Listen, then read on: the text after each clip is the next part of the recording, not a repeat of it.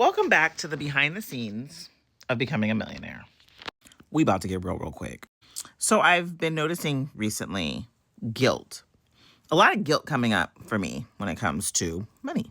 Now, one of the number one things that you need to do when aligning yourself with the money, abundance, whatever that you may desire, it's acknowledging the icky feelings that are coming up for you around said thing. So for me, I quit my good government job, and I had always been making six figures and above, at least for the last 10 years now. And I had always said that when I quit my job, I was going to be making the equivalent amount of money in my business before I left. And then for those who have been following the story, and if you haven't been following the story, you know I left kind of abruptly. So there was no making sure that this aligned with this before I went.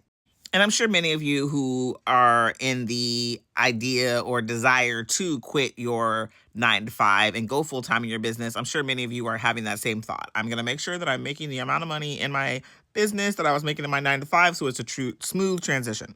But again, that's not what happened to your girl. So guilt comes up when it comes to tapping into the savings. Guilt comes up when it comes to, spending on your credit card, right? And these feelings that I was having weren't making me feel abundant. And that's when it hit me. I get to choose. I'm literally sitting here tripping off of these ideas. And I started to think, are these ideas even mine? Save as much as possible. Be debt free. Is this even my idea on how I get to enjoy money? Spoiler alert, the answer is hell nah.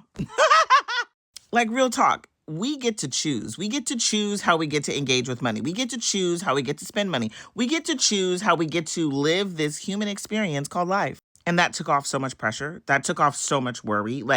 Money started to flow in with ease. Credit opportunities started to open up because guess what? I was using my credit and still paying on it, right?